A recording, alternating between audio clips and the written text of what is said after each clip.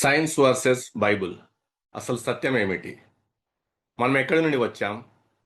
ఒక యాక్సిడెంట్ ద్వారానా? ఒక ప్రమాదం ద్వారానా? లేక అద్భుతమైన ప్రణాళిక ద్వారానా?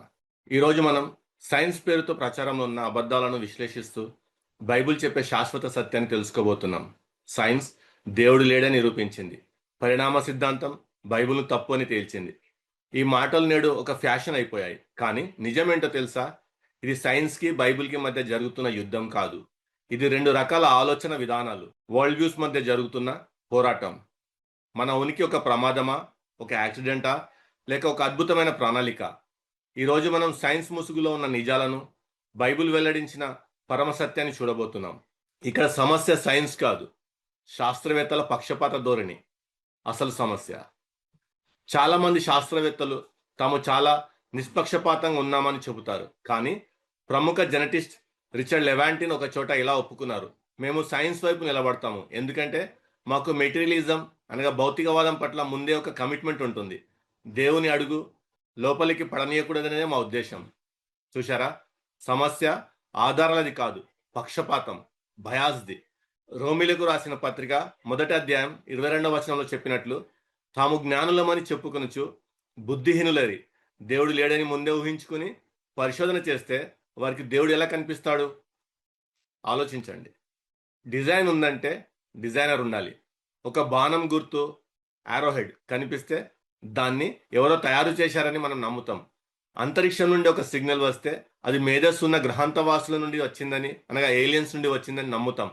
మరి మన శరీరంలోని ప్రతి కణంలో ఉన్న ఎన్సైక్లోపీడియా లాంటి డిఎన్ఏ ఇన్ఫర్మేషన్ దానంతట అదే వచ్చిందంటే ఎలా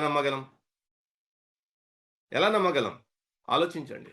19వ కీర్తన 1వ వచనం ప్రకారం, ఆకాశములు దేవుని మహిమను వివరించుచున్నవి. సృష్టిలో ఉన్న క్రమం, గణితం మరియు ఈ అద్భుతమైన డిజైన్ ఒక గొప్ప డిజైనర్ ఉన్నారని గట్టిగా చాటుతున్నాయి. మీ గుర్తింపు కోతిలో లేదు. పరిణామ సిద్ధాంతం ప్రకారం మనం కేవలం జంతువుల నుండి వచ్చిన అభివృద్ధి చెందిన జీవులం మాత్రమే. అక్కడ ప్రేమ, నైతికత, జీవన పరమార్థానికి చోటు లేదు. కానీ ఆదికాండం 1వ అధ్యాయం 20వ వచనంలో చూస్తే బైబిల్ ఇలా చెబుతోంది: దేవుడు తన స్వరూపమందు నరుని సృజించెను. మీరు కేవలం పరమాణువుల కుప్ప కాదు, మీరు దేవుని పోలికలో సృష్టింపబడ్డారు. అందుకే మీ జీవితానికి ఒక విలువ ఉంది, ఒక అర్థం ఉంది. సృష్టికర్తను వదిలేస్తే మీ ఉనికికి ఉన్న అర్థం కూడా వెళ్ళిపోతుంది. జాగ్రత్త, ఆలోచించండి. సైన్స్ పరిమితులు అండ్ మన అసలు సమస్య ఏమిటంటే, సైన్స్ మనకు ఫోన్లు ఇవ్వగలదు, మెడిసిన్ ఇవ్వగలదు, కానీ అది మరణాన్ని జయించలేదు, మన మనస్సాక్షిలోని పాపని తీసివేయలేదు. రోమిలకు రాసిన పత్రిక 3వ అధ్యాయంలోని 23వ వచనం ప్రకారం, అందరూ పాపం చేసి దేవుడు అనుగ్రహించి మహిమను పొందలేకపోతున్నారు. మన సమస్య అజ్ఞానం కాదు, మన సమస్య మన సృష్టికర్తకు మనం దూరం అవ్వడం. యేసుక్రీస్తు చరిత్రను మార్చిన సత్యం. యేసుక్రీస్తు కేవలం ఒక మతబోధకుడు కాదు, ఆయనే సృష్టికర్త.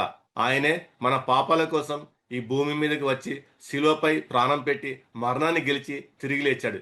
ఇది ఒక కథ కాదు, ఇది చారిత్రక వాస్తవం. ఐజాక్ న్యూటన్, ఫెరాడే, కెల్విన్, పాస్చర్ వంటి గొప్ప శాస్త్రవేత్తలంతా సృష్టికర్తను నమ్మిన వారే. సైన్స్ తెలుసుకోవడం అంటే దేవుడు సృష్టించిన నియమాలను అర్థం చేసుకోవడమే.